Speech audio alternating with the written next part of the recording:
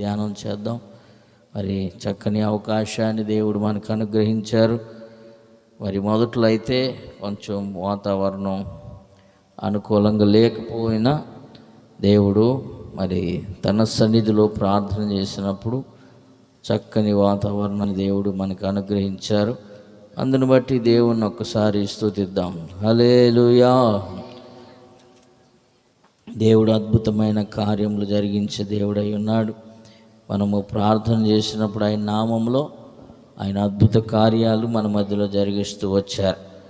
ఏదేమైనా మరి ఈరోజు ఈ సువార్త కూటమి ద్వారా కొద్దిసేపు దేవుని వాక్యాన్ని మనము విని త్వరగానే ఈ కూటాన్ని మనం ముగించుకోబోతున్నాం. చిన్న మాటను ధ్యానం చేద్దాం. బైబిల్ గ్రంథంలో నుంచి ఆదికాండము 5వ అధ్యాయము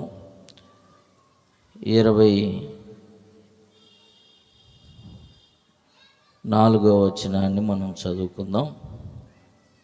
23, 24 వచనాలు. హానోకు దినములన్నీయు 365 ఏండ్లు. హానోకు దేవునితో నడిచిన తర్వాత దేవుడు అతడిని తీసుకొని పోయాను గనుక అతడు లేకపోయాను. చాలు. ఈరోజు మనము కొద్ది నిమిషాలు హానోకు గురించి బైబిల్ గ్రంథంలో నుంచి ధ్యానం చేయబోతున్నాం.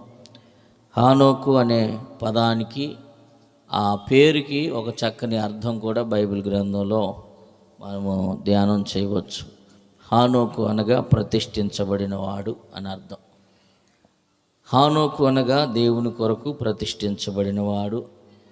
ప్రతిష్ఠించబడినటువంటి జీవితం, ప్రతిష్ఠ కలిగినటువంటి అనుభవం హానోకులో మనం చూస్తాం. ఈరోజు హానోకులో ఉన్నటువంటి ఒక చక్కని గుణము ఈరోజు మనం ధ్యానం చేయబోతున్నాం. హానోకు ఇంచుమించుగా ఆయన బ్రతికిన సంవత్సరాలన్నీ కూడా చూస్తే 365 సంవత్సరాలు బ్రతికాడు. ఇప్పటి మానవులతో పోల్చుకుంటే ఇంచుమించుగా 5 రెట్లు ఎక్కువ బ్రతికినట్లే.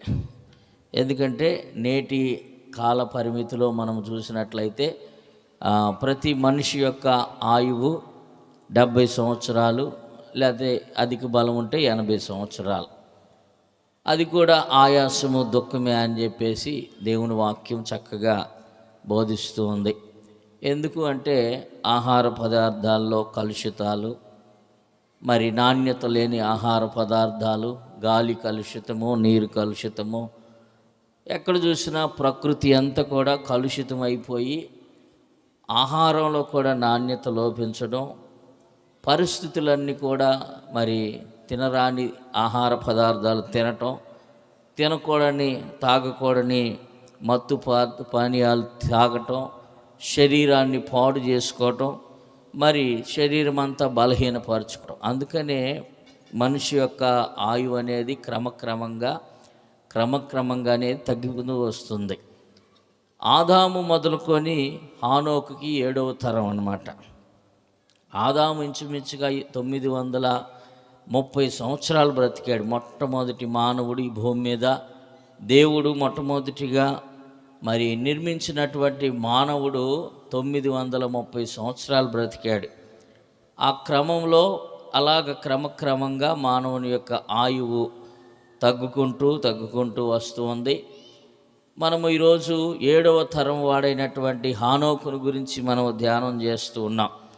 హానోకు ఇంచుమించుగా 365 సంవత్సరాలు బ్రతికాడు.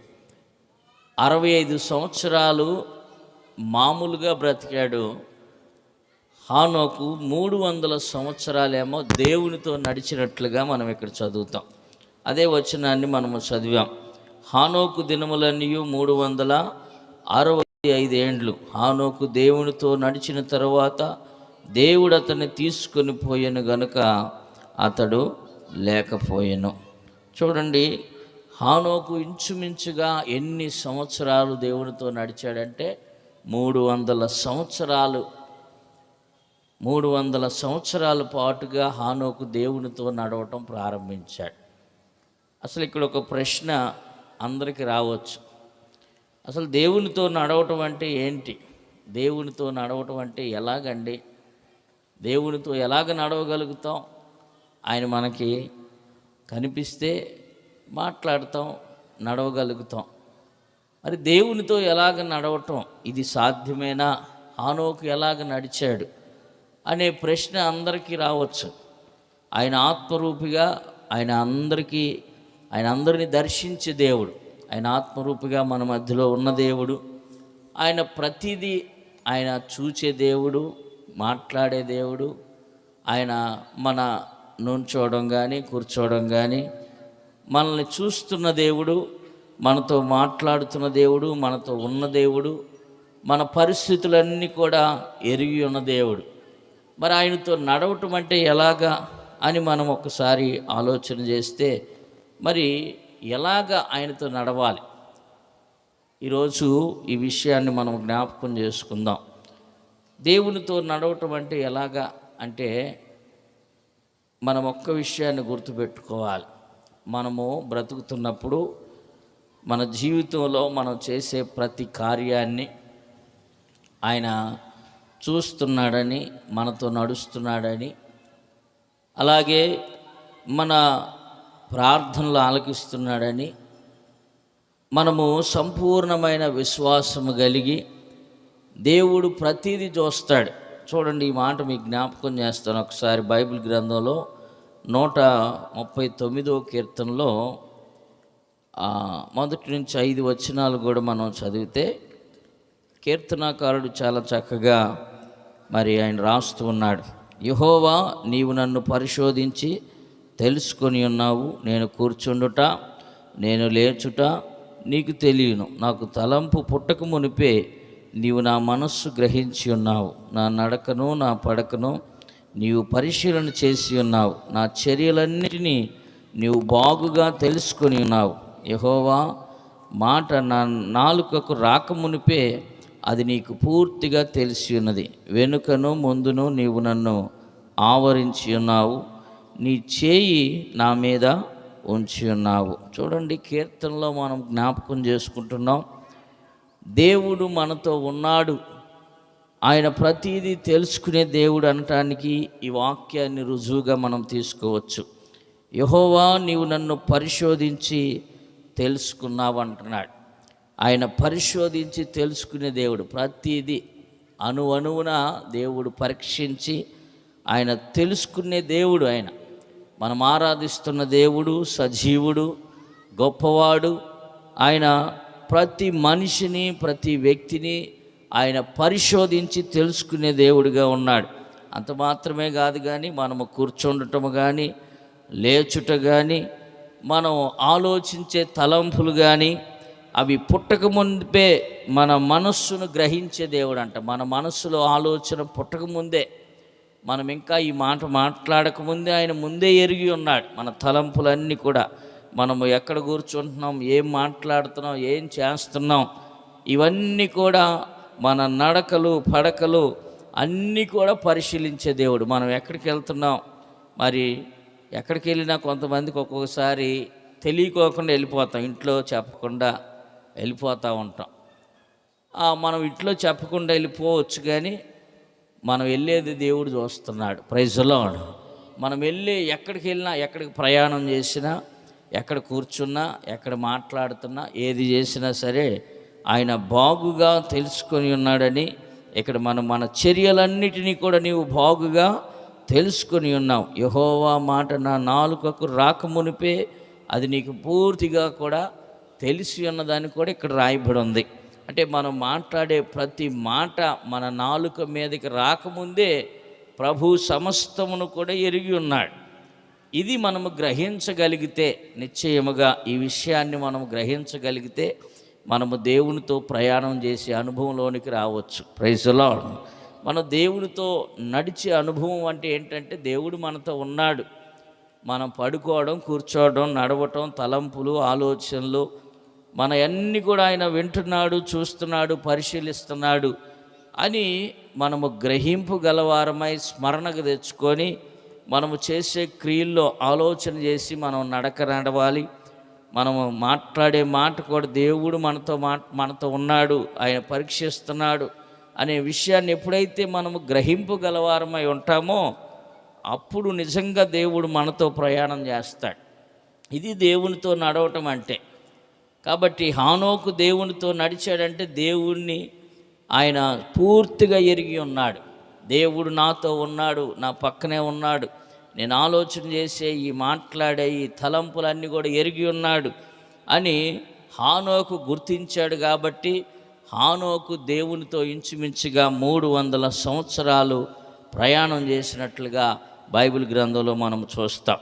హానోకులు ఇంచుమించుగా హానోకు అనే పదాన్ని బైబిల్ గ్రంథంలో 17 సార్లు అనేక సందర్భాల్లో ఇంచుమించుగా 4 హానోకులు ఉన్నారన్నమాట బైబిల్ గ్రంథంలో.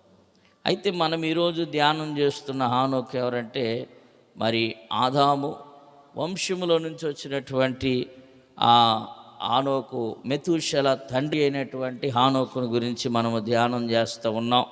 అలాగే ఈ హానోకు ప్రత్యేకంగా ఈయన గురించి 9 సార్లు ఆదికాండము 4వ అధ్యాయం నుంచి 5వ అధ్యాయం లోపుగా ఇంచుమించుగా 9 సార్లు ఆయన గురించే రాయబడి ఉంటుంది అనేకమైన విషయాలు. ఏదేమైనా సరే ఈరోజు మనము నేర్చుకుంటున్న ఒక్క మాట ఏంటంటే, హానోకు దేవునితో నడిచాడు. మనము కూడా దేవునితో నడిచే వారంగా ఉండాలి. మరి అట్టి కృప దేవుడు మనందరికీ అనుగ్రహించునుగాక. ఆయనతో నడవటం అంటే ఆయన మనతో ఉన్నాడని గుర్తెరగాలి. ఆయన మన తలంపులు ఆలోచనలన్నీ కూడా ఆయన ఎరిగి ఉన్నాడని గుర్తెరగాలి. ఆయన మనం చేసే క్రియలన్నీ చూస్తున్నాడని గుర్తెరగాలి. మనం నడిచే నడకలో ఆయన తోడుగా ఉన్నాడని గుర్తెరగాలి. మనం పండుకున్న ప్లేస్లో ఆయన ఆత్మ తోడుగా ఉందని నమ్మాలి. ఇవన్నీ కూడా ఎప్పుడైతే మనం సంపూర్ణంగా నమ్ముతామో అప్పుడు దేవుడు ఆయనతో నడిచినట్లుగా మనము కూడా ఆయనతో నడిచినట్లుగా నడవగలుగుతాం. అయితే దేవునితో నడవటం వల్ల ఏం జరుగుతుంది? ఒక 4 విషయాలు త్వరగా మనము ధ్యానం చేసి మనం ముందుకు వెళ్దాం. హానోకు దేవునితో నడిచిన వాడుగా బైబిల్ గ్రంథంలో మనకు చక్కగా కనిపిస్తూ ఉన్నాడు. మరి హానోకు దేవునితో నడిచిన వాడుగా ఉన్నాడు కాబట్టి ఆయన గురించి హెబ్రీయులకు రాసిన పత్రిక 11వ అధ్యాయం 5వ వచనంలో ఒక మాట రాయబడి ఉంటుంది. ఒక మాటను మీకు జ్ఞాపకం చేస్తాను. హెబ్రీయులకు రాసిన పత్రిక 11వ అధ్యాయము.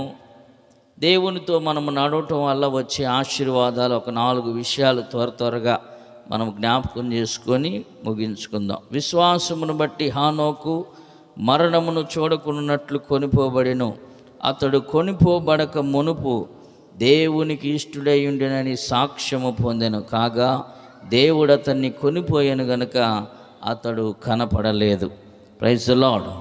మరి చూడండి, దేవునితో నడవటం వల్ల ఎటువంటి ఆశీర్వాదాలు మనకు కలుగుతాయి మన ఆత్మీయ జీవితంలో అనే విషయాలు ఈరోజు ఒక 4 విషయాలు మనము త్వరగా జ్ఞాపకం చేసుకుందాం. మరి మొట్టమొదటి విషయం ఏంటంటే, దేవునితో మనము నడవటం వల్ల మనకు కలిగే దీవెన ఆశీర్వాదం ఏంటంటే, మనము దేవునికి ఇష్టుడిగా మార్చబడతాం. ఇక్కడ హానోకు కూడా దేవునితో నడిచాడు కాబట్టి, దేవునితో ప్రయాణం చేశాడు కాబట్టి అతడు ఒక మంచి సాక్ష్యాన్ని పొందాడు దేవుని సన్నిధిలో. మనము కూడా దేవుడికి ఇష్టుడై ఉండెనని ఒక సాక్ష్యాన్ని పొందాడు. మరి ఎప్పుడైతే దేవునితో నడిచే అనుభవంలోనికి మనం వస్తామో మన ఆత్మీయ జీవితంలో ప్రతి విషయంలో దేవుడు మనతో ఉన్నాడని నమ్ముతామో, దేవుని ఆత్మ ఇక్కడ మన మధ్యలో సంచరిస్తుందని మనం నమ్ముతామో, అప్పుడు దేవునికి ఇష్టలుగా మార్చబడతామని మొదటి మాటను మనం ఇక్కడ జ్ఞాపకం చేసుకుంటున్నాం. దేవునికి ఇష్టలుగా మనం మార్చబడదుముగాక. ఆమేన్. దేవునికి ఇష్టలుగా మనం మార్చబడాలి అంటే దేవునితో నడవాలి, ఆత్మీయంగా దేవునితో నడవాలి, ఆత్మీయ సహవాసంలో దేవునితో నడవాలి. అప్పుడే మనము దేవునికి ఇష్టలుగా మార్చబడతాం. నా ప్రియమైన వాడు అని యేసు ప్రభువారు ఎప్పుడైతే ఆయన ముంచుట బాప్టిసం పొంది ఆయన ఒడ్డుకు వచ్చాడో యోర్దాను నదిలో నుంచి ఒక స్వరం ఆకాశంలో నుంచి వినబడుతుంది. ఈయనే నా ప్రియకుమారుడు, ఈయన యందు నేను ఆనందిస్తున్నానని ఒక చక్కని స్వరము పరలోకంలో నుంచి తండ్రి అయిన దేవుడు పలుకుతున్న మాట ఏంటంటే, ఈయనే నా ప్రియకుమారుడు, ఈయన యందు నేను ఆనందిస్తున్నా. ఎప్పుడైతే ఆయనకి ఇష్టడిగా మార్చబడతామో, ఇష్టడిగా మార్చబడాలంటే ఆయనకి ఇష్టమైన కార్యాలు చేయాలి. దేవునికి ఇష్టమైన కార్యాలు ఏంటంటే నమ్మి బాప్టిసము పొందటం, రక్షణ పొందటం, మారు మనసు, ఇగో పశ్చాత్తాపం ఎప్పుడైతే తండ్రి కుమార పరిశుద్ధాత్మ నామములో మనము బాప్టిజం పొందుతామో ఆయన బిడ్డలుగా మార్చబడతాం. ఆయన బిడ్డలుగా మార్చబడిన మనం ఆయనకి ఇష్టలుగా మార్చబడతాం. బైబిల్ గ్రంథంలో ఆయనకి ఇష్టలైన వారికి వచ్చే కొన్ని లాభాలు బైబిల్ గ్రంథంలో 2వ సమూయేలు గ్రంథం 22వ అధ్యాయం 20వ వచనంలో ఒక చక్కని మాట అక్కడ రాయబడి ఉంది. నేను ఆయనకు ఇష్టుడను గనుక నేను ఆయన్ని తప్పిస్తాను. ఇక్కడ ఒక మాట రాయబడి ఉంది. ఆయనకి ఇష్టులైన వారిని ఆయన ఏం చేస్తాడంటే ఎటువంటి ప్రమాదము రాకోకుండా ఆయన తప్పించే దేవుడు, ఆయన కాపుదల ఉంచే దేవుడు. ఆయన కనుదృష్టి లోకమంతటా సంచరిస్తూ ఉంది. మరి ఆయన దూతలో కాపుదలగా ఉంటాయి. Praise the Lord. మన 103వ కీర్తనలో మనం చదువుతాం కదా, ఆ 100 కీర్తన భాగంలో 92వ కీర్తనలో చక్కని వాక్యాలు అక్కడ ఆ మహోన్నతుని చాటున నివసించువాడే సర్వశక్తుని నీడను విశ్రమించువాడు, ఆయనే నా కొండ కోట ఆశ్రయదుర్గమని చాలా చక్కని కీర్తన భాగాన్ని మనము 91వ కీర్తనలో మనం చదువుతాం. అక్కడే రాసిన మాటలు కొన్ని విషయాలు అక్కడ చదివినట్లయితే, రాత్రి వేళ కలుగు భయముకైనను, పగటి వేళ ఎగురు బాణముకైనను, చీకటిలో సంచరించు తెగులుకైనను, మధ్యాహ్నమందు పాడు రోగముకైనను నీవు భయపడకుందువు. నీ ప్రక్కన 1000 మంది పడినను, నీ కుడి ప్రక్కన 10,000 మంది కూలినను అపాయము నీ యొద్దకు రాదు. నీవు కన్నులారా చూచుండగా భక్తిహీనులు ప్రతిఫలము కలుగును. యెహోవా నీవే ఆశ్రయమని నీ మహోన్నతుడైన దేవుని నీకు నివాస స్థలముగా చేసుకొని ఉన్నావు. నీకు అపాయమేమీ రాదు, ఏ తెగులు నీ గుడారమును సమీపించదు. నీ మార్గములన్నిటిలో నిన్ను కాపాడుటకు ఆయన నిన్ను గూర్చి తన దూతలను ఆజ్ఞాపించును. నీ పాదములకు రాయి తగులుకోకుండా వారు నిన్ను తమ చేతుల మీద ఎత్తి పట్టుకుంటారు. ఎవరైతే ప్రభువుకి ఇష్టలుగా ఉంటారో ఆయన వారిని తప్పిస్తాడు. మరి అపాయము రాకోకుండా, తెగులు గుడారమునకు సమీపించకుండా ప్రయాణం చేసే మార్గాల్లో ఆయన కాపాడుతాడు. ఎలా కాపాడుతాడంటే ఆయన నిన్ను గూర్చి తన దూతలకు ఆజ్ఞాపిస్తాడంట. ఏమని ఆజ్ఞాపిస్తాడంటే ఇక్కడ రాయబడిన మాట, ఇదిగో నా భక్తుని యొక్క పాదముకు ఒక్క రాయి కూడా తగలకూడదు. Praise the lord. ఆ దేవదూతలకు ఆజ్ఞాపిస్తాడంట ఈ మాట దేవుడు.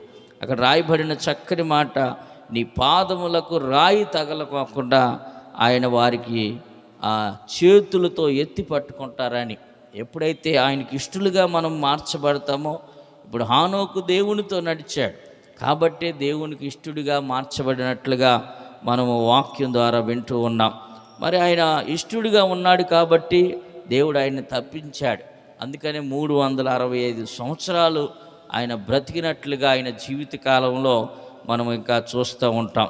కాబట్టి ఆయనకి ఇష్టలుగా ఉండటం వల్ల ఎవరు ఆయనకి ఇష్టలు అంటే, కీర్తన గ్రంథం 16వ కీర్తన 3వ వచనంలో రాయబడి ఉంది, ఇదిగో భూమి మీద భక్తులే శ్రేష్ఠులు, కేవలం వారు ఆయనకి ఇష్టలంట. ఎవరైతే భక్తి శ్రద్ధలు కలిగి ఉంటారో వారే శ్రేష్టమైన వారని 16వ కీర్తన 3వ వచనంలో మనం చదువుతాం. ఒక్కసారి ఆ మాట కూడా మీకు చదువు వినిపిస్తాను చూడండి. నేను ఇలాగందును, భూమి మీద ఉన్న భక్తులే శ్రేష్ఠులు, వారు నాకు కేవలము ఇష్టలు. కీర్తనకారుడు చెప్పిన చక్కని మాట ఏంటంటే, భూమి మీద ఉన్న భక్తులందరూ కూడా శ్రేష్టమైన వారే, వారు కేవలము దేవునికి ఇష్టలంట. ఎవరైతే భక్తి శ్రద్ధలు కలిగి ఉంటారో, భక్తి శ్రద్ధలు కలిగి దేవుని సన్నిధిలో నడుస్తూ ఉంటారో, దేవుని భక్తి కలిగి ఉండటం అంటే ఏంటి అంటే, యోబు గ్రంథంలో మనం చదువుతాం. యోబు గారి గురించి చక్కని మాట ఏమంటే, యోబు యథార్థవంతుడు, న్యాయవర్తనుడు, భయభక్తులు కలిగిన వాడు. అయితే భయభక్తులు కలిగిన వాడే కానీ యోబుని గురించి ఒక చక్కని మాట రాయబడి ఉంటుంది, చెడుతనాన్ని విసర్జించిన వాడుగా ఉన్నాడు. Praise the Lord. ఎప్పుడైతే దేవుని యందు మనం భయభక్తులు కలిగి ఉంటున్నామంటే దానికి ఒక గుర్తు ఉండాలి. రుజువు ఏంటంటే చెడుతనాన్ని విసర్జించాలి. మనలో ఉన్న చెడ్డ కార్యాలు, చెడ్డ తలంపులు, చెడ్డ ఆలోచనలు, చెడ్డ ఉద్దేశాలు ఎప్పుడైతే వాటన్నిటి నుంచి మనం దూరం అవుతామో దేవునికి భక్తులుగా మార్చబడతాం. దేవునికి భక్తులైన వారే ఆయనకి ఇష్టలుగా మార్చబడతారు. కేవలం వారే ఇష్టలంట. ఎవరైతే భక్తి శ్రద్ధలతో దేవుణ్ణి ఆరాధిస్తారో, దేవునికి ప్రార్థన చేస్తారో, చెడుతనాన్ని విసర్జిస్తారో, యథార్థంగా ఉంటారో, నీతిమంతులుగా ఉంటారో వారే దేవునికి ఇష్టలుగా మార్చబడతారు. హానోకు దేవునికి ఇష్టడిగా మార్చబడ్డాడని ఒక సాక్ష్యాన్ని పొందాడు. హానోకు దేవునికి ఇష్టడిగా మార్చబడ్డానికి అతని జీవితంలో అతడు సాక్ష్యము, మంచి సాక్ష్యం ఏంటంటే అతడు ప్రార్థన చేసేవాడు. ఎల్లప్పుడూ దేవుని ఆలోచన, ఉద్దేశాలు కలిగి ఉన్నాడు, దేవుని తలంపులు కలిగి ఉన్నాడు, చక్కగా కుటుంబాన్ని నడిపించుకుంటున్నాడు, పిల్లల్ని కంటున్నాడు. అలాగా పిల్లల్ని పోషించుకుంటూనే దేవుని భక్తి శ్రద్ధలు కలిగి ఉన్నట్లుగా సాక్ష్యాన్ని పొందినట్లుగా మనము చూస్తూ ఉన్నాం. అందుకనే భక్తి శ్రద్ధలు కలిగిన వారే దేవునికి ఇష్టలంట. కేవలం వారే ఇష్టలని కీర్తనకారుడు ఇక్కడ రాస్తూ ఉన్నాడు. మరి భక్తి అంటే ఏంటంటే చెడుతనాన్ని విసర్జించడమే. మనలో ఉన్న చెడంతా కూడా వదిలేసి ఇదిగో పరిశుద్ధులుగాను దేవునికి ఇష్టమైన బిడ్డలుగాను మార్చబడటమే. ఈ సువార్త కూటమి యొక్క ఉద్దేశం ఏంటంటే మా లాభం కోసమో లేదో ఏదో సంపాదించుకోవడం కోసమే కాదు, కానీ మీరందరూ కూడా దేవునికి ఇష్టలుగా మార్చబడాలి. ప్రతి కుటుంబము కూడా ఎక్కడైనా చెడుతనం ఉంటే, రహస్యమైన పాపములు ఉంటే వాటన్నిటిని కూడా విడిచిపెట్టి దేవునికి ఇష్టమైన కుటుంబాలుగా మార్చబడాలనే ఉద్దేశమే కానీ వేరొకటి ఏది కూడా లేదని ప్రభు పేరట మనవి చేస్తూ ఉన్నాను. అలాగే భయభక్తులు కలిగి ఉండటం, భక్తులుగా ఉండటం అంటే మరి కొర్నేలి గురించి కూడా ఒక మాట మనం చదువుతాం బైబిల్ గ్రంథంలో. అతడు కూడా భయభక్తులు కలిగిన వాడే, భక్తి శ్రద్ధలు కలిగిన వాడే. అయితే అతను చేసే పని ఏంటంటే ఎల్లప్పుడూ కూడా ప్రార్థన చేసే ఒక అలవాటు కలిగి ఉన్నాడు. చెడుతనాన్ని విసర్జించడం ఒక మాట అయితే, రెండవ మాట ఏంటంటే ఎల్లప్పుడూ కూడా ప్రార్థన చేయాలి. భక్తులుగా ఉంటున్నామంటే బైబిల్ తీసుకొని వెళ్ళి రావటం కాదు, కానీ మరి దినమునకు ముమ్మారు ప్రార్థన చేసేవారంగా ఉండాలి. Praise the Lord. యేసుక్రీస్తు వారు కూడా మనకు నేర్పించే ప్రార్థనా విధానం ఏంటంటే ఆయన పగలంతా కూడా దేవుని యొక్క రాజ్య సువార్తను ప్రకటించేవాడు. రాత్రి కాలంలో ఆయన ఏం చేసేవాడంటే ఒలీవల కొండకు వెళ్ళి ఆయన ప్రార్థన చేసేవాడు. మరి అలాగే దానియేలు గారు బైబిల్ గ్రంథంలో దానియేలు మనకు కనిపిస్తాడు. ఆయన దినమునకు ముమ్మారు ప్రార్థన చేసే అనుభవం కలిగి ఉన్నాడు. దావీదైతే 7 సార్లు దినమునకు స్తుతించి ఆరాధించే అనుభవం కలిగి ఉన్నాడు. అదే మనము ఎల్లప్పుడూ కూడా ప్రార్థన చేయటమే భక్తి శ్రద్ధలు అది ఆధారంగా కనిపిస్తుంది. మేము కూడా భక్తులమేనండి, మేము కూడా ప్రార్థనకి వెళ్తున్నాం అంటే అది దేవుని దృష్టిలో అది యథార్థం కాకపోవచ్చు. ఎప్పుడైతే మనం ఎల్లప్పుడూ ప్రార్థన చేస్తామో, మన గురించి మనం ప్రార్థన చేసుకోవడమే కాదు, కానీ మన మనుషులందరి కొరకు ప్రార్థన చేయాలి. ఇరుగు పొరుగు వారి కొరకు ప్రార్థన చేయాలి. రక్షణ లేని వారి కొరకు ప్రార్థన చేయాలి. నశించిపోయే వారి కొరకు ప్రార్థన చేయాలి. ఎవరైతే పాపములో కొట్టుమిట్టాడిపోతున్నారో వారి కొరకు ప్రార్థన చేయాలి. రాజుల కొరకు, అధికారుల కొరకు, నాయకుల కొరకు, మనుషులందరి కొరకు మనము ప్రార్థన చేసేవారముగా ఉన్నప్పుడు నిశ్చయముగా దేవునికి ఇష్టలుగా మనము మార్చబడతామని వాక్యం ద్వారా మనము చక్కగా నేర్చుకుంటూ ఉన్నాం. కాబట్టి సామెతల గ్రంథంలో కూడా ఇంకొక మాట రాయబడింది. 3వ అధ్యాయము 12వ వచనంలో ఆయనకి ఇష్టలుగా మనము మార్చబడాలి అంటే మరి తండ్రి ఏం చేస్తాడు? తనకిష్టులైన వారిని తండ్రి ఎప్పుడు కూడా ఏం చేస్తూ ఉంటాడంటే గద్దిస్తూ ఉంటాడు, బుద్ధి చెప్తూ ఉంటాడు, సరి చేసుకోమని చెప్తూ ఉంటాడు. ఆ మాట ఇక్కడ సామెతల గ్రంథంలో మనం చదువుతాం. 3వ అధ్యాయము చదువుదాం 12వ వచనాన్ని. తండ్రి తనకు ఇష్టుడైన కుమారుణ్ణి గద్దించు రీతిగా యెహోవా తాను ప్రేమించిన వారిని ఆయన ఎప్పుడు కూడా గద్దిస్తాడని. మరి ఒక్కొక్కసారి మనం అనుకుంటాం, మేము ఎక్కువగా ప్రార్థన చేస్తున్నాం కదండి, ఎక్కువగా మాకే శోధనలు వస్తున్నాయి, శ్రమలు వస్తున్నాయి, మరి ఎందుకు మాకే వస్తున్నాయి, ఎందుకు మాకే ఇలాంటి ఇబ్బందులు వస్తున్నాయి అంటే ఒక్కొక్కసారి దేవుడు మనల్ని పరీక్షిస్తాడు. ఆ శ్రమల్లో నుంచి ఎలాగా లేచి నిలబడాలి, ఆ శ్రమలను ఎలా తట్టుకోవాలి, జీవితంలో ఒక మంచి పాఠాన్ని, ఒక అనుభవాన్ని దేవుడు నేర్పించేటప్పుడు తనకిష్టమైన వారికే ఇలాంటి ఆటంకాలు కానీ అవరోధాలు కానీ కొన్ని విషయాల్లో మరి పరిస్థితులు తారుమారైపోతూ ఉంటాయి. ఇవన్నీ కూడా దేని కొరకు అంటే దేవునికి ఇష్టమైన వారిని ఆయన గద్దిస్తూ ఉంటాడు.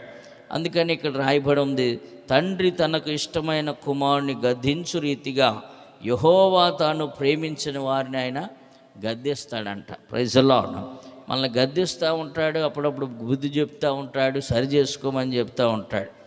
ఎందుకు అంటే ఆయన మనల్ని ఇంకా ప్రేమిస్తున్నాడు, ఇంకా మనల్ని అత్యధికులుగా నిలబెట్టాలని, అత్యధికమైన ఆశీర్వాదం ఇవ్వాలని, మేలుతో తృప్తిపరచాలని, ఇంకా జీవితంలో అనేకమైన సత్యాలు గుణపాఠాలు నేర్పించాలని.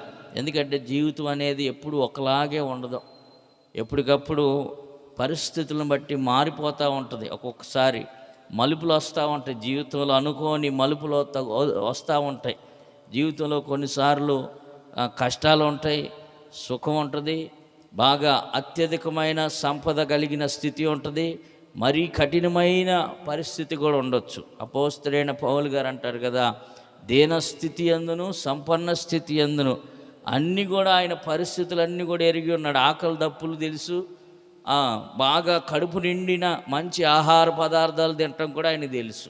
అన్ని అనుభవాలు ఆయన నేర్చుకున్నాడు కాబట్టి దేవుని యొక్క సేవను విరామం లేకుండా చక్కగా దేవుని సన్నిధిలో అనేక ఆత్మలను దేవుని వైపుకు మళ్లించాడు. అనేకుల్ని పరలోక రాజ్యానికి వారసులుగా చేసిన ఘనత అపోస్తలుడైన పౌలు గారికి దక్కింది. కాబట్టి మనము కూడా దేవుడు మనల్ని పరీక్షించినప్పుడు, గద్దించినప్పుడు, బుద్ధి చెప్పినప్పుడు మనం గ్రహించాల్సింది ఏంటంటే, నేను కూడా దేవునికి ఇష్టంలాగే ఉన్నా. Praise the Lord. నేను ఇష్టంగా ఉన్నాను కాబట్టి ఆయన నన్ను ప్రేమించాడు కాబట్టి నన్ను గద్దిస్తున్నాడు, నన్ను బుద్ధి చెప్తున్నాడు, సరి చేసుకోమంటున్నాడు అని మనం గ్రహించాలి. హనోకులో ఉన్నటువంటి మొట్టమొదటి లక్షణం ఏంటంటే, ఆయన దేవునికి ఇష్టుడని ఒక సాక్ష్యం పొందాడు. దేవునితో నడిచిన వారు దేవునికి ఇష్టలుగా మార్చబడతారు. అలాగే ఈ రాత్రికాల సమయంలో మనము కూడా దేవునితో నడిచే అనుభవం మనం కలిగి ఉన్నప్పుడు నిశ్చయముగా మనము కూడా దేవునికి ఇష్టలుముగా మార్చబడదుముగాక. ఆమేన్. ఒక్కొక్క మాటను మీకు జ్ఞాపకం చేస్తాను. దానియేలు గ్రంథం 8వ అధ్యాయము 12వ వచనంలో, ఎవరైతే దేవునికి ఇష్టలుగా మార్చబడతారో వాళ్ళు అత్యధికముగా అభివృద్ధి నొందుతారని చెప్పేసి దానియేలు గ్రంథంలో ఒక చక్కని మాట రాయబడి ఉంది. ఈ మాటను మనం చదువుకొని మనం ముందుకు వెళ్దాం. చదవండి. దానియేలు గ్రంథం 8వ అధ్యాయము 12వ వచనాన్ని.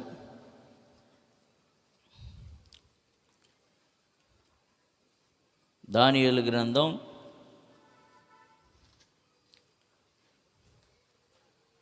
8:12. ఎవరు తీయలేదు ఇంకా?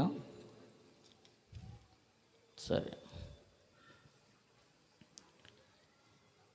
అతిక్రమములు జరిగించినందున అనుదినము బలి నిలుపు చేయుటకై ఒక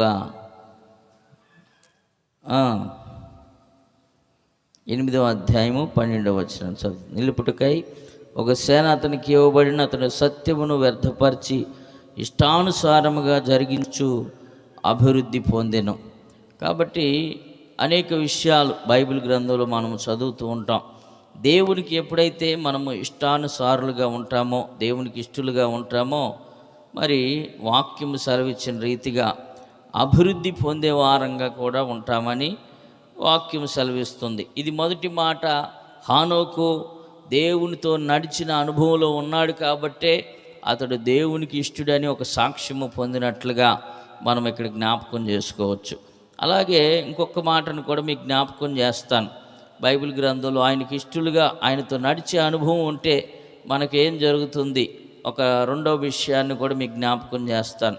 చూడండి, 16వ కీర్తన 8వ వచనాన్ని మనం చదువుదాం. 16వ కీర్తన 8వ వచనాన్ని చదువుదాం.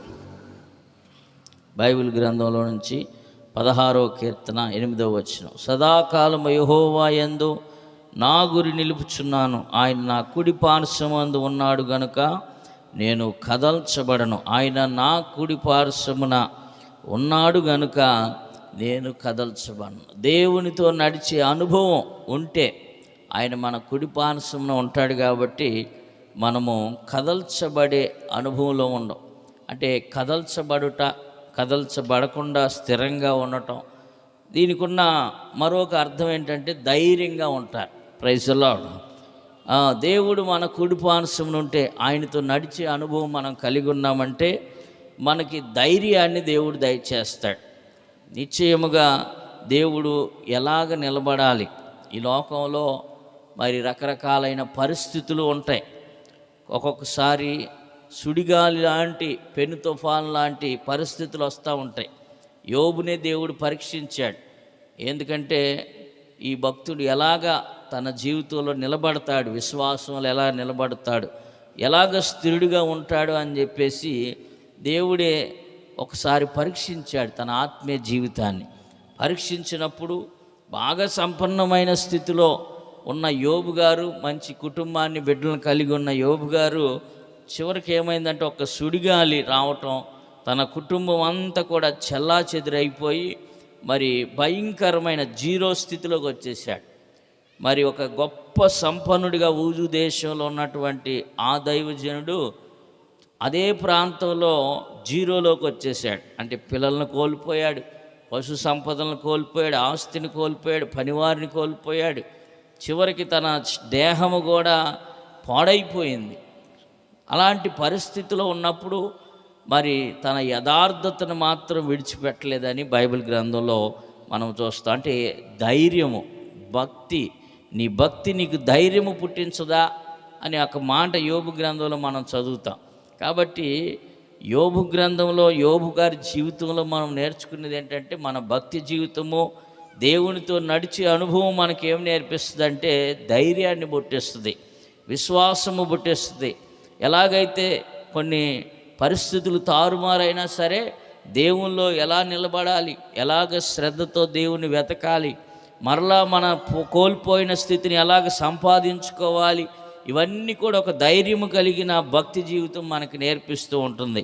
కాబట్టి ఆయన మనతో ఉంటే, ఆయనతో మనము ప్రయాణం చేస్తే, ఆయనతో హానోకు వలె నడవగలిగితే, ఆయన మనకి కుడిపార్శ్వమున ఉన్నాడు కాబట్టి నేను కదల్చబడనని చెప్పేసి ఒక చక్కని మాటను ఇక్కడ మనం చదువుతున్నాం.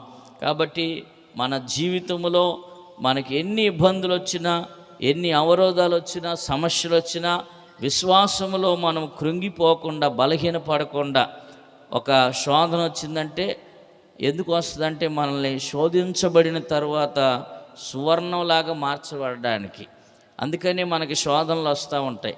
ఒక బలహీనత వచ్చిందంటే మనం అర్థం చేసుకోవాలి, ఈ బలహీనత ద్వారా దేవుడు మనకేదో ఒక ఉన్నతమైన స్థానాన్ని ఇవ్వబోతున్నాడు, మనల్ని ఉన్నతంగా ఆశీర్వదించబోతున్నాడు అనే విషయాన్ని మనము గ్రహింపగలిగిన వారంగా ఉండాలని ఇక్కడ మనము జ్ఞాపకం చేసుకుంటూ ఉన్నాం.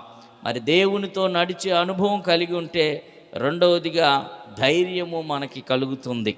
మొదటిగా దేవునికి ఇష్టలుగా ఉంటాము, రెండవదిగా ఇక్కడ మనం జ్ఞాపకం చేసుకుంటున్నాం దేవుడు మనకి ధైర్యాన్ని ఇస్తాడు. మనము ఎన్నడూ కూడా కదల్చబడం, ఎన్ని తుఫాన్లు వచ్చినా. అందుకనే లోకాసు వార్త 6వ అధ్యాయం 40వ వచనంలో ఈ నా మాటలు విని వాటి చొప్పున జరిగించువాడు మంచి పునాది వేయబడినటువంటి ఆ బండ మీద కట్టబడిన ఇంటిని పోలి ఉన్నట్లుగా వాక్యం సెలవిస్తుంది. గాలి వచ్చినా, తుఫాన్లు వచ్చినా, సుడిగాలి వచ్చినా సరే ఆ ఇల్లు ఎప్పటికి కూడా కదిలించబడదని. ఆ మాటలు విని కూడా వాటి చొప్పున చేయని వాడు ఏం చేస్తాడంటే ఇసుక మీద కట్టబడిన ఇల్లులాగా ఉంటాయి. అవి గాలి వచ్చినప్పుడు పడిపోతాయి, తుఫాన్లు వచ్చినప్పుడు పడిపోతాయి. అలాగే మనము కూడా దేవుని మాట చొప్పున ఆయనతో నడిచే అనుభవంలోనికి మనం ఎప్పుడైతే నడిపించబడతామో అప్పుడు బండ మీద కట్టబడిన ఇల్లు వలె స్థిరముగాను, బలముగాను, ధైర్యముగా ఉండగలుగుతాం. అలాగా దేవుడు మనల్ని నడిపించునుగాక. ఆమేన్. మూడో విషయాన్ని కూడా మీకు జ్ఞాపకం చేస్తాను. దేవునితో నడిస్తే ఏం కలుగుతుంది? మొదటిగా ఆయనకి ఇష్టలుగా మార్చబడతాం. రెండవదిగా ఆయన ధైర్యాన్ని ఇస్తాడు, మనం కదల్చబడము, స్థిరంగా ఉంటాం. మూడవదిగా చూడండి, అదే 16వ కీర్తనలో 11వ వచనాన్ని మనము జ్ఞాపకం చేసుకున్నట్లయితే, నీ పరిశుద్ధుని కుళ్ళుపట్టనీయవు, జీవ మార్గము నీవు నాకు తెలియజేసేదవు, నీ సన్నిధిని సంపూర్ణ సంతోషము కలదు, నీ కుడి చేతిలో నిత్యము కూడా సుఖములు కలవు. దేవునితో నడిచే అనుభవం మనం కలిగి ఉంటే మూడవ ఆశీర్వాదం ఏంటంటే ఆయన కుడి చేతిలో నిత్యము సుఖములు కలవు. అక్కడ పైన ఉన్న మాట, నీ సన్నిధిలో సంపూర్ణమైన సంతోషం. మనము దేవునితో నడిచే అనుభవం మనకు ఉందంటే మనం ఎల్లప్పుడూ కూడా సుఖ సంతోషాలతో ఉంటాం. Praise the Lord. ఎల్లప్పుడూ కూడా సంతోషంగా ఉంటాం. సుఖ సంతోషాలని ఇక్కడ సుఖములు గలవు, సంతోషము కూడా ఉంటుంది. ఎప్పుడు కూడా ఆనందించేవారంగా. ఇదిగో అందుకనే మొదటి దశలోనికి పత్రిక 5వ అధ్యాయము 16వ వచనంలో మనం ఎల్లప్పుడూ కూడా కృతజ్ఞతాస్తుతులు చెల్లించాలి. ఇది యేసుక్రీస్తు నందలి మీ విషయంలో దేవుని యొక్క చిత్తం. ఎల్లప్పుడూ కూడా దేవుడు ఏ మేలు చేసినా, ఏ పరిస్థితిలో ఒక్కొక్కసారి తారుమారైనా సరే దేవుని స్తుతించేవారుగానే ఉండాలి. ఎల్లప్పుడూ దేవుని సన్నిధిలో సంతోషించేవారంగా. నిత్య సంతోషములు ఎక్కడ దొరుకుతాయి అంటే దేవుని సన్నిధిలోనే నిత్య సంతోషము, సంపూర్ణమైన సంతోషం ఉందని, ఆయన కుడి చేతిలో నిత్యము సుఖశాంతులు కలిగి ఉంటామని దేవుని వాక్యము చక్కగా బోధిస్తూ ఉంది. ఆయనతో పాటు మనం నడిస్తే, ఆయనతో నడిచిన వారందరూ, ఆయనతో ప్రయాణం చేసిన వారందరి జీవితాల్లో సంతోషం ఉంటుంది. Praise the Lord. ఎప్పుడు సంతోషమే వారి జీవితంలో. ఆ సంతోషము చెప్పనా సఖ్యము కాని సంతోషం. ఎందుకంటే మనము పొందబోయే దాని కొరకు మనము సంతోషపడుతున్నాం. అబ్రహాము కూడా దేని కొరకు సంతోషపడ్డాడంటే, దేవుడు దేనికి శిల్పియో నిర్మాణకుడై ఉన్నాడో ఆ పునాదులు గల పట్టణం కొరకు ఎదురు చూశాడు. ఈ లోకంలో ఉన్నంత వరకు ఆయన గుడారాల్లోనే ఉన్నాడు. ఆయనకి సంతోషం లేకపోవచ్చు, కానీ ఆయన సంతోషం ఏంటంటే దేవుడు ఒక పునాదులు గల పట్టణాన్ని కడుతున్నాడు. ఆ పునాదులు గల పట్టణంలో నాకు కూడా ఒక మంచి నివాస స్థలం ఉంటుంది. దాని కొరకు ఎదురు చూస్తూ తన జీవితకాలం అంతా కూడా అబ్రహాము గడిపినట్లుగా మనము చూస్తాం. కాబట్టి అక్కడ ఉంటుంది సంతోషం. ఇక్కడ లేకపోయినా, ఈ భూమి మీద మనము సంతోషంగా లేకపోయినా, దేవుని సన్నిధిలో నిత్య సంతోషం, సంపూర్ణమైన సంతోషం. ఆయన కుడిపార్శ్వమున మనం ఆయన సింహాసనం మీద కూర్చున్నప్పుడు, దేవునితో పాటుగా మనము సింహాసనం మీద కూర్చున్నప్పుడు అంట అక్కడ దుఃఖం ఉండదు, వేదన ఉండదు, రోగాలు ఉండవు, ఆకలి దప్పులు ఉండవు. మరి అక్కడ ఎప్పుడు కూడా మన ప్రతి కన్నీటి బాష్ప బిందువు తుడిచివేయబడుతుందని దేవుని వాక్యంలో మనం చూస్తున్నాం. అలాగే చక్కగా అక్కడ ఏడుపులు, ఇక వేదనలో రోదనలో ఉండవు. దేవుని ఎల్లప్పుడూ కూడా స్తుతించడమే, ఆరాధించడమే, దేవునితో నిత్యము సంతోషించే ఒక అనుభవం మనకు ఉంటుంది. కాబట్టి దేవునితో నడిచే అనుభవంలోకి మనం వచ్చినప్పుడు, ఇదిగో మూడవదిగా నిత్య సంతోషం ఉంటుంది. ఎల్లప్పుడూ కూడా సుఖ సంతోషాలు మనకి దేవుడు అనుగ్రహిస్తారని, మరి మన జీవితంలో సంతోషం లేక బాధలతో, ఇబ్బందులతో, కన్నీటి వేదనతో బాధపడుతున్న వారికి ఇదిగో ఇదొక శుభవర్తమానం అని చెప్పవచ్చు. నీ జీవితంలో కన్నీరే మిగిలిపోయిందా? వేదనలతో, రోదనలతో, జబ్బులతో, ఇలాంటి ఇబ్బందులతో కొట్టిమిట్టాడిపోతున్నామేమో. ఇది ఒక ఆవిడ మరి ఎన్నో సంవత్సరాలుగా మరి ఒక స్త్రీ రక్తస్రావణ రోగంతో బాధపడుతుంది. ఆమె ఎన్నో వైద్యుల దగ్గరికి వెళ్ళింది, ఎంత డబ్బులు ఖర్చు పెట్టింది. చివరికి ఎప్పుడైతే యేసుక్రీస్తు వారి యొక్క వస్త్రపు చెంగు ముట్టుకుందో ఆమె బలహీనత అంతా కూడా పోయినట్లుగా మనము బైబిల్ గ్రంథంలో చదువుతాం. అలాగే మన జీవితంలో ఎటువంటి కన్నీరున్నా, ఎటువంటి వేదన ఉన్నా, ఎటువంటి దుఃఖమున్నా, నువ్వు ఆయనతో నడిచే అనుభవంలోనికి వచ్చినప్పుడు నిశ్చయముగా నీ కన్నీరంతా కూడా కొట్టివేయబడుతుంది. నీ యొక్క దుఃఖమంతా కొట్టివేయబడుతుంది. నీలో ఉన్న వేదనంతా కొట్టివేయబడుతుంది. నీలో ఉన్న బలహీనత అంతా కొట్టివేయబడుతుంది. ఇక్కడ రాయబడినట్లుగా నీ సన్నిధిలో సంపూర్ణమైన సంతోషము కలదు, నీ కుడి చేతిలో నిత్య సుఖములు కలవు. ఆయన సన్నిధిలో ఆయనతో నడిచే అనుభవంలోనికి వస్తే నిశ్చయముగా సుఖశాంతులు ఉంటాయి, ప్రశాంతత ఉంటుంది. ఉన్నా లేకపోయినా సంతోషంగా బ్రతుకుతాం. డబ్బు ఎక్కువ ఉన్నప్పుడు ఏముంటుందంటే రోగాలు కూడా ఎక్కువగా ఉంటాయి. డబ్బున్నవారు సంతోషంగా ఉన్నారంటే వాళ్ళు ఉండరు. ఎవరు సంతోషంగా ఉంటారంటే ఉన్న దాంట్లో సంతృప్తి కలిగిన వారే సంతోషంగా ఉంటారు. డబ్బున్న కానుంచి డబ్బు కొంచెం పెరుగుతూ ఉందనుకోండి, ఇంకా దాన్ని ఎలా కాపాడుకోవాలి, దాన్ని ఎలా రెట్టింపు చేయాలి, ఇదే ఆలోచన. ఇక తినటానికి అవకాశం ఉండదు. తిందామంటే రోగాలు, షుగర్, బీపీలు, రకరకాలైన వ్యాధులు శరీరం అంతా వచ్చేస్తాయి. ఎంత డబ్బు ఉన్నా తినే యోగం ఉండదు. ఎప్పుడైతే వాటన్నిటిని విడిచిపెట్టేసి దేవునితో నడుస్తూ, దేవుల్లో ఆనందిస్తూ, దేవునితో గడిపే అనుభవంలోకి నువ్వు వస్తావో నిత్యము సంతోషిస్తావు. నీ నోటి నిండా దేవుడు నవ్వు కలుగు చేస్తాడు. Praise the Lord. ఎల్లప్పుడూ కూడా సుఖ సంతోషాలతో ఉంటావని వాక్యం సెలవిస్తుంది. చివరికి ఒక్క మాటను మీకు జ్ఞాపకం చేస్తాను. దేవునితో నడిచే అనుభవంలోనికి మనం వెళ్తే ఏం జరుగుతుంది అనే మాటను, మరొక మాటను కూడా మీకు జ్ఞాపకం చేస్తాను. చివరిగా మరి ఇప్పటి వరకు 3 మాటలు మనం జ్ఞాపకం చేసుకున్నాం. మొదటిగా దేవునికి ఇష్టలుగా మనము మార్చబడతాం. రెండవదిగా ధైర్యము కలుగుతుంది మన జీవితాల్లో. మూడవదిగా సంతోషం ఉంటుంది, సుఖ సంతోషాలు మన జీవితాల్లో ఉంటాయి. చివరిగా యూదా పత్రిక హనోకును గురించి ఈ పత్రికలో కూడా రాయబడి ఉంది.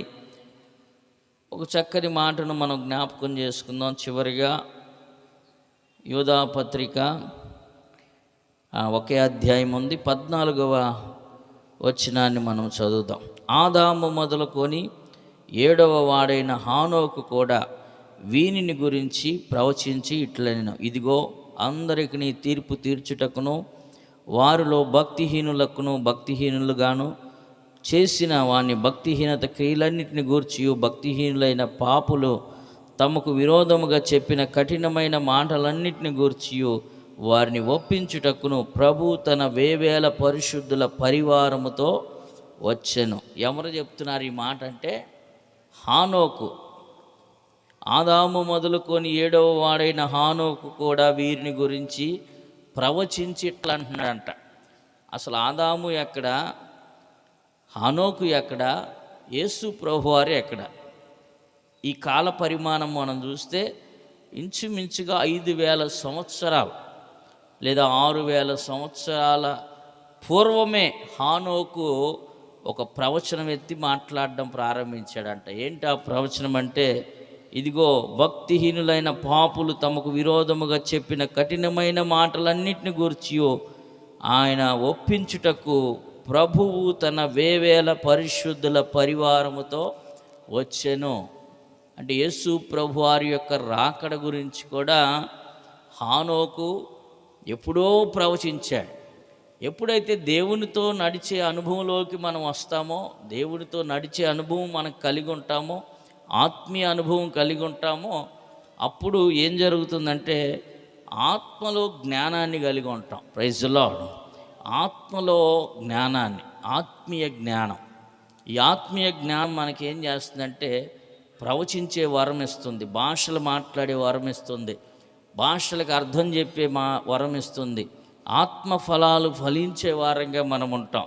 కాబట్టి హానోకు దేవునితో నడవటం వల్ల దేవుడు ఆయనకి ఏమి ఇచ్చాడంటే ఒక మంచి ప్రవచన వరం ఇచ్చాడు. 5,000 సంవత్సరాల తర్వాత ఏం జరగబోతుందో కూడా ప్రవచనం ఎత్తి ఆదాము మొదలుకొని హానోకు 7వ వాడు అప్పుడే ప్రవచించాడంట ప్రభువు యొక్క రాకడ కొరకు. ఆయన ఇప్పుడు ఎలా రాబోతున్నాడో అంటే వేవేల పరిశుద్ధ దేవదూతలతో ఆయన మధ్యాకాశానికి రాబోతున్నాడు. కడబోర శబ్దం మోగబోతుంది, సంఘమంతా ఎత్తబడిపోతుంది. కాబట్టి ఇవన్నీ కూడా క్రీస్తు యొక్క రాకడ గురించి ఒక మంచి ప్రవచనాన్ని ఎత్తి హానోకు ఎప్పుడో ప్రవచించాడు. ఇంత జ్ఞానం ఆయనకి ఎక్కడిది అంటే, ఇక్కడ మనం బైబిల్ గ్రంథంలో చదువుతాం కదా, ఆయనతో నడిచే అనుభవం కలిగి ఉన్నాడు. 300 సంవత్సరాలు హానోకు దేవుడితో నడిచాడు కాబట్టే దేవుడు ఆత్మీయ జ్ఞానాన్ని దేవుడు హానోకుకి అనుగ్రహించాడు. కాబట్టి జరగబోయే విషయాలు కూడా మనము గ్రహించాలి, రాబోయే సంగతులు మనం గుర్తెరగాలి. ఏం జరగబోతుంది ఈ లోకంలో అంటే, ఇదిగో యేసుక్రీస్తు వారు తన శిష్యులతో చెప్పిన ఒక మాట ఏంటంటే, యేసు ప్రభు వారితో శిష్యులు అడుగుతూ ఉన్నారు, అయ్యా మరలా నువ్వు రెండోసారి భూమి మీదకి ఎప్పుడు వస్తావు, వచ్చేటప్పుడు ఏం జరగబోతున్నాయి అని ఆయన అడిగినప్పుడు యేసు ప్రభు వారు చెప్పిన మాట ఏంటంటే, అక్కడక్కడ మీరు కరువులు, భూకంపాలు, యుద్ధాలు, యుద్ధ సమాచారాలు అన్నీ కూడా మీరు చూస్తారయ్యా కనులారా. కాబట్టి ఇవన్నీ కూడా క్రీస్తు రాకడకు సాదృశ్యంగా ఉండబోతున్నాయి. ఎందుకంటే నేటి దినాల్లో మనము చూస్తున్నాం, కరువులు, భూకంపాలు జరుగుతూ ఉన్నాయి.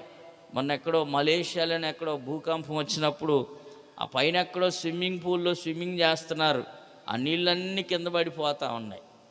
మరి యుద్ధాల గురించి మనం వింటూ ఉన్నాం, ప్రత్యక్షంగా కనులారా చూస్తూ ఉన్నాం. ఎక్కడ చూసిన యుద్ధాలు, యుద్ధ సమాచారాలు, ఇవన్నీ కూడా దేనికి సాదృశ్యంగా ఉన్నాయంటే యేసుక్రీస్తు వారు అతి త్వరలో ఈ భూమి మీదకి ఆయన మరలా రాబోతున్నాడు. Praise the lord.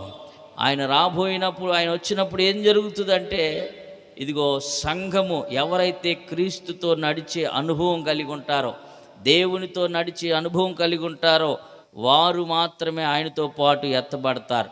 మిగిలిన వారందరూ కూడా ఇక్కడ విడవబడతారు. విడవబడిన వారికేమో భయంకరమైన శ్రమలు, మూడున్నర కాలం, ఇంచుమించుగా 7 సంవత్సరాలు భయంకరమైన శ్రమలు ఈ భూమి మీద ఉండబోతున్నాయి.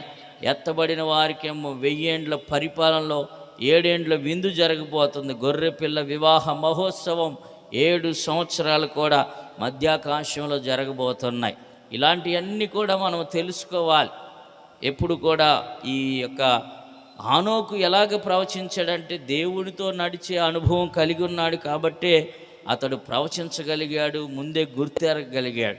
అలాంటి ఆత్మీయ స్థితిలోకి మనము నడిపించబడాలంటే ఈరోజు మనం ఒక్క మాటనే ధ్యానం చేసుకుంటున్నాం. హానోకు దేవునితో నడిచే అనుభవాన్ని కలిగి ఉన్నాడు. ఇంచుమించుగా 300 సంవత్సరాల పాటుగా హానోకు దేవునితో నడిచాడు కాబట్టే హానోకు దేవునికి ఇష్టడిగా మార్చబడ్డాడు. దేవునితో నడిచాడు కాబట్టే తన జీవితంలో ధైర్యంగా నిలబడగలిగాడు. దేవునితో నడిచాడు కాబట్టే సంతోషంగా ఉండగలిగాడు. దేవునితో నడిచాడు కాబట్టే రాబోయే భయంకరమైన సన్నివేశాలు అన్నీ కూడా తెలుసుకొని ప్రవచనం ఎత్తి మాట్లాడే అనుభవంలో ఉన్నాడు. కాబట్టి అలాగ మనము కూడా ఈ ఆత్మీయ జీవితంలో దేవునితో నడిచే వారంగా, దేవునితో ప్రయాణం చేసే వారంగా మన ముందుముగాక. దేవుడి మాటలు దీవించి మన వినికిల్లో ఫలింపచేసి నిశ్చయముగా మనందరిని కూడా దేవుని రాకడ కొరకు ఆయన సిద్ధపరిచి దీవించునుగాక. ఆమేన్. అందరం కండ్లు